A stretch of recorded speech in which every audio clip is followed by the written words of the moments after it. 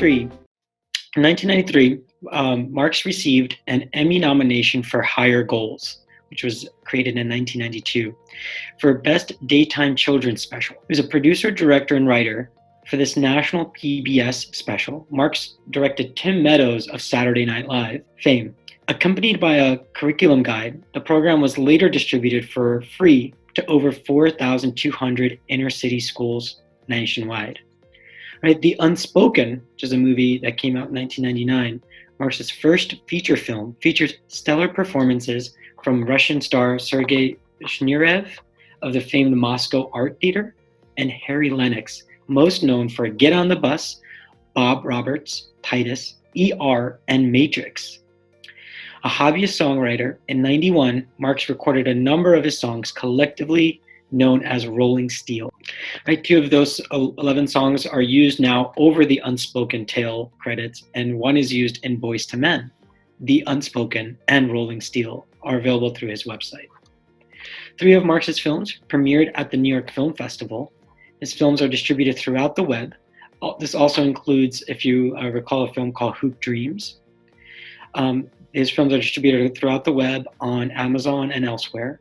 Having dedicated his life to the making and promotion of independent films, Marx, a true maverick in the increasing commercialized world of independent cinema, continues to provide a voice for artistic and social integrity. He brings a passion for appreciating the multiculturalism and an urgent empathy for the suffering of the disadvantaged to every subject that he tackles. As his mission statement indicates, bearing witness, creating change. His is a voice strong and clear and profoundly human. Before we have Frederick share a few words, we'd like to show you actually the full 7 minutes of his trailer. So with that, I'm going to pass it to Matt here for the technicals. Can I actually go ahead and jump in and just introduce it real quick? Oh, absolutely. Yes, Frederick. Yes, please go for it. Well, great, because for one thing that's important to say right off, to minimize confusion, is I made a TV miniseries called Boys to Men. And in 1999, I was reading articles about the Matthew Shepard murder, a gay young man in Wyoming, and also about the Columbine shootings.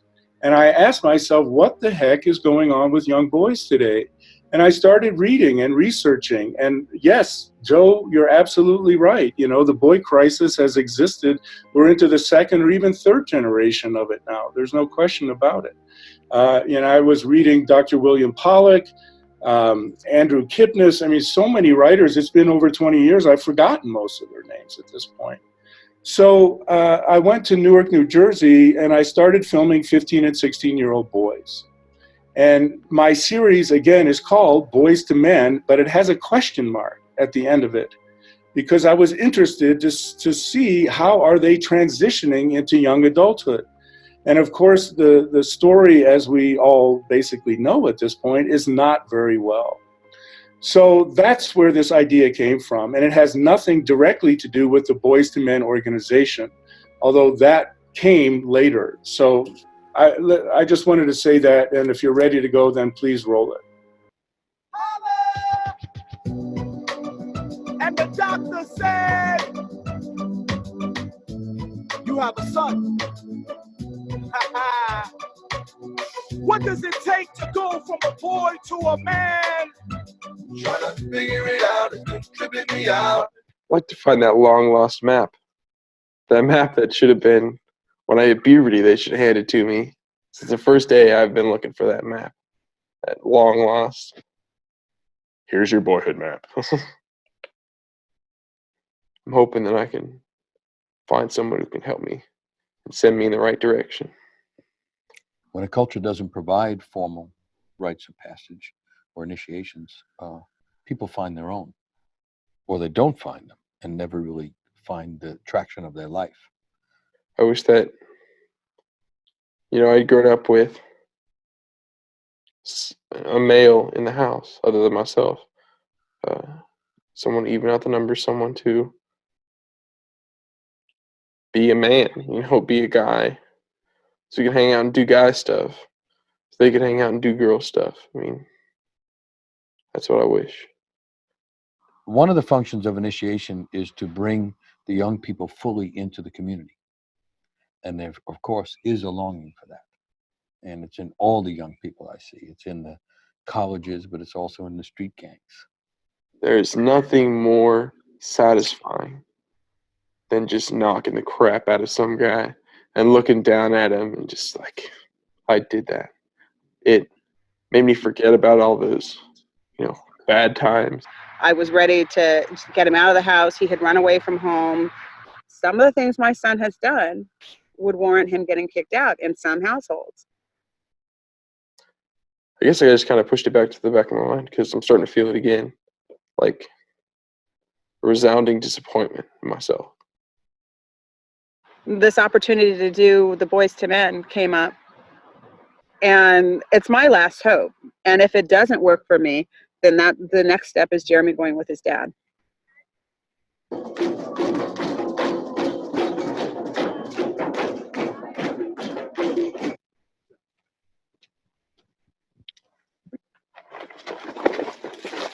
Start to think about what your mission is, what you want to do. This is the time where, Jeremy, you decide, what kind of father do I want to be? What kind of grandfather do I want to be? And you have an opportunity. The world is open to you. We're proud of you. You're a real leader. I want to thank you for letting me be your grandpa. See that? Come down there. That's the kind of leader men want to follow. That have a little boy. So proud of you. You're a great young man. I'm so proud of you. You walked into some leadership this weekend too, man. You feel it? Yeah. A lot of people go through a lifetime and never have anybody say, hey, I love you. And I want to say to you, big man, I love you. I love you for what you are.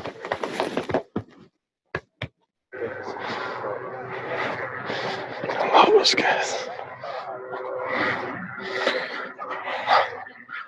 I've been searching for help for some time because it's been quite a struggle. When he came back, my son openly communicated with me his feelings, which is the first time he's ever done that. And I have to thank you for trying and for honoring me by trying. And you are the best. I love you.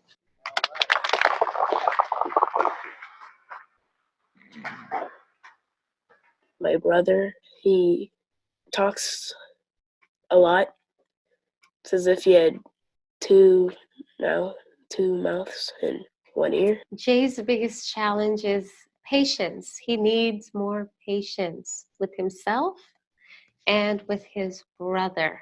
She knows all these moves so she can beat up people and that stuff. He's like, wow, what's up with you in movies? And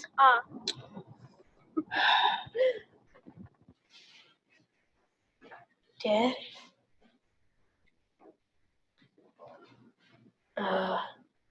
Can you, stop having your expectations so high? Because sometimes I don't feel like waking up in the morning because it's going to be a hard day and everything. Yeah, I can do this. And I will stop putting such pressure on you and high expectations because you're perfect just the way you are. You are absolutely perfect just the way you are, Jay. An angel. An angel from God. Thank you for being you, and thank you for being my son. Love you, Dad. I love you, Jay. I love you.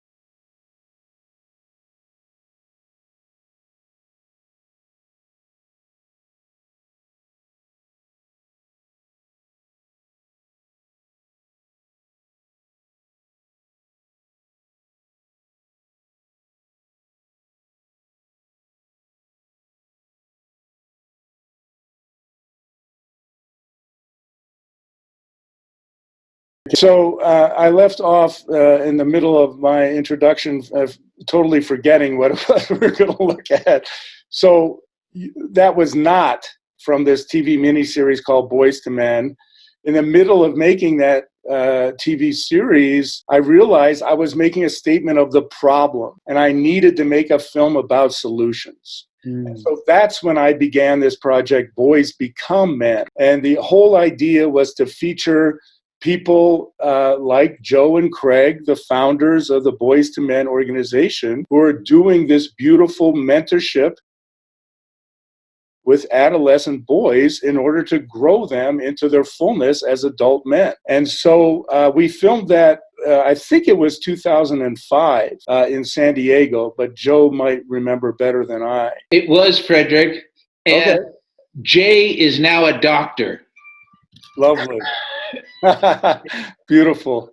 Yeah, he's interning right now. Yeah, it was beautiful watching that. So yeah. Great. Well, so the whole idea was to make, a feature-length documentary that was, again, the sequel to my Boys to Men film that highlighted all of these people and programs that are making solutions. So I'd like to now shift a little bit and just tell you a little bit about, some of what I've learned in the last 25 years of looking at this work and thinking about it and making films about it. And my colleague and friend Warren Farrell, I think, did a beautiful job in kind of laying out the sociological landscape for boys in society. And I want to shift a little bit and talk about the individual development perspective, what you might think of as the psychodynamic or the mythological and archetypal perspective from some of my great teachers who were Dr. Robert Moore and Robert Bly. Who really first opened my eyes to a lot of these issues about the importance of mentorship and rites of passage for boys. So before going there, though, I have to digress for a second because I've been so intensely engaged on the sideline here in the conversation that's taken place so far tonight. As you noticed, my company is Warrior Film. So I have been for 25 years engaged in that challenge of trying to reappropriate that term warrior into something that is actually noble and actually extremely positive, to diverge and divest its meaning from its common association with soldier, with someone who follows orders and then goes off to kill, by and large, or be killed. So for me, I've always emphasized that it means samurai. It means like Knights of the Round Table. It means a person who is an autonomous actor, who is not necessarily following orders. Yes, following the service of a king or queen, following the service of someone who is making sovereign leadership decisions, yes, but also as an autonomous actor who's constantly asking him or herself, is what I'm doing ethical? Is what I'm doing honorable? Is what I'm doing moral? So those things are hugely important to me. And actually, if you go to my site, warriorfilms.org, you'll see a number of quotes there directly addressing this issue of warrior. So here's one of them from Sitting Bull. Warriors are not what you think of as warriors. The warrior is not someone who fights because no one has the right to take another life. The warrior is one who sacrifices for the good of others.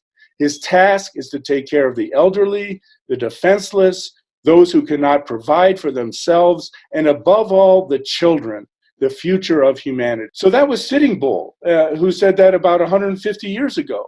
So there's a number of other quotes that we have on the site to talk about how it is we're reappropriating and redefining warrior and what it means. Well, in fact, here's a quick one from Chogyam Trungpa Rinpoche, one of my great Buddhist teachers. To be a spiritual warrior, one must have a broken heart. Without a broken heart and the sense of tenderness and vulnerability, your warriorship is untrustworthy. That's certainly what I've found in my life. So I want to take just a couple quick minutes and tell you a little bit about my own story and how it is I got to these issues. And so when I was 9 years old, my dad suddenly died of a heart attack. And on the way to the funeral, my uncle, his younger brother, he put his hand on my shoulder and he said, well, Freddie, you're the man of the house now. And you better believe, however dysfunctional we may think that statement to be, you know, saying a 9-year-old boy, you're the father of the family now to your own mother and your own older sister and younger brother, you better believe I wanted to be that man. I wanted desperately to be that man, as all young boys do. They want to accept responsibility of caretaking and well-being for those that they love. So my uncle didn't stick around, however, to mentor me and show me how to become that man. And during adolescence, no other men showed up to mentor me and show me how. And so I got into drugs and all kind of risk-taking like many other adolescents, and fortunately got out of adolescence without harming myself or others. And in young adulthood, I found myself drawn to the company of gay men and women. Why? Because unconsciously I recognized my feelings, my deep and rich emotional life was actually safer with gay men and with women than it was with my peers with other straight men. So cut to 2 weeks prior to my 40th birthday, like many of you on this call, I did the Mankind Project weekend in Chicago, 1995, the New Warrior Training Adventure. And since that time, I've now spent the last 25 years studying mature masculinity. What does it take to become the man that I want to be? So I tend to think of mentorship and rites of passage very much like Bill's share at the very beginning of our time together here tonight. The boy dies in order for the man to be born, right? They're two halves of one whole. So in an ideal social context, a community context, every boy would have a mentor, yes, who is not his father, by the way, because Greek mythology, among many other sources, were very clear about this, that parents cannot mentor their children. It needs to be someone else. So they would have both mentorship and healthy, community-based, pro-social rites of passage, so that they wouldn't have to unconsciously try to act out a rite of passage through excess drinking, speeding and driving, domestic violence, all of this, the sort of dysfunctional ways that boys try to prove that they're actually men. And like Warren, in fact, we talked about this very issue. I see boys joining ISIS and boys like the Columbine killers doing what they do as a dysfunctional attempt at initiation. They're actually trying to prove to the world that they are men, that they can actually face death, including their own death and the death of others. Now, believe me, they're doing it in the most counterproductive ways ever. But I get the source of the impetus for why they're doing this. They want to become men, and they want to be seen as a man among men in communities. So that's a little bit of my story. So one of the things that I'd like to share with you today briefly is what I see as some of the key markers of what it takes for a boy to matriculate into mature masculinity. Now, the first I would talk about is accountability and integrity. I believe, and this is certainly my own experience, not only in my own life, but from all of the men that I've met and worked with over the years, men want to be men of honor. They want to be able to hold their heads high and go, yes, I'm a man who does what he says he's going to do. I fulfill my commitments, and people can trust me. And that's how they assume that peership in a community as a man among men. So accountability and integrity, I think, are really essential. We've already talked about this one, emotional awareness, EQ, right?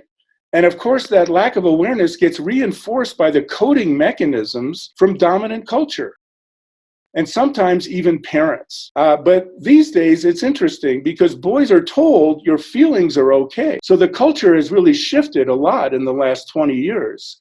But they're not taught when and how to effectively access those feelings and allow them to flow through their body so that they don't have to carry them. They don't get stuck like a river behind a dam.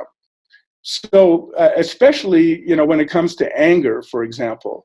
In fact, what I see with a lot of boys these days is that they're shamed out of being angry. They're told that it's somehow they're lesser as human beings because they feel anger, rather than saying, oh, you're angry, no problem. It's normal to be angry. Great. Here are some productive things we can do. I suggest you go in your room and you can hit your pillows. I want you to scream and yell. I want you to do everything you need to do to get it out of your system so that you're not carrying these feelings around, which can become dangerous to you and others later on. So they're not taught these mechanisms. A third thing that's essential is what I would call mission, or what we call mission in MKP, but you might think of it as life purpose. And as Warren himself mentioned, when boys know that they're needed as warriors, as leaders, making a difference in the world, they are fulfilled. And so it's really important, and that's an essential function of a healthy rite of passage, is introducing, and not only boys, it's true for girls as well, to what might be their essential life purpose. Because my experience is, and everything that I've read and learned, is that each one of us has some unique essential life purpose.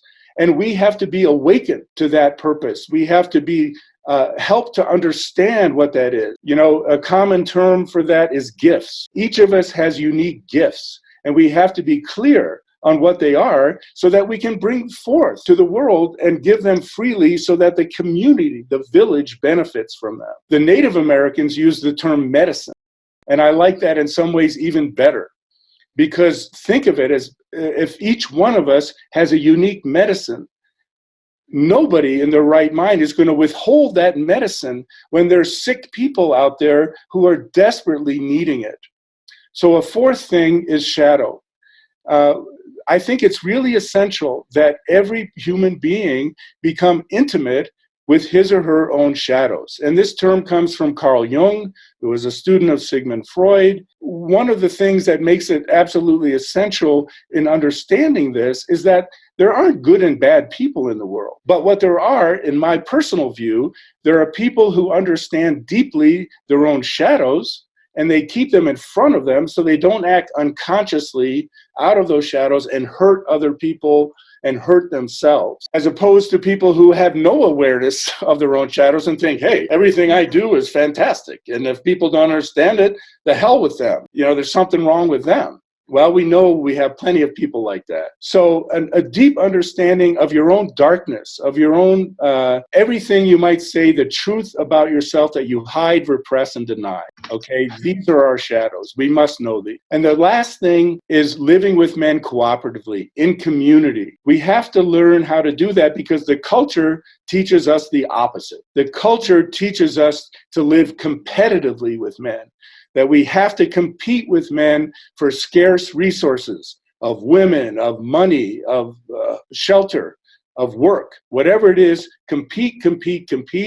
No, this is absolutely dysfunctional, and not only for the individual, of course, but for the community as a whole. We have to learn how to cooperate.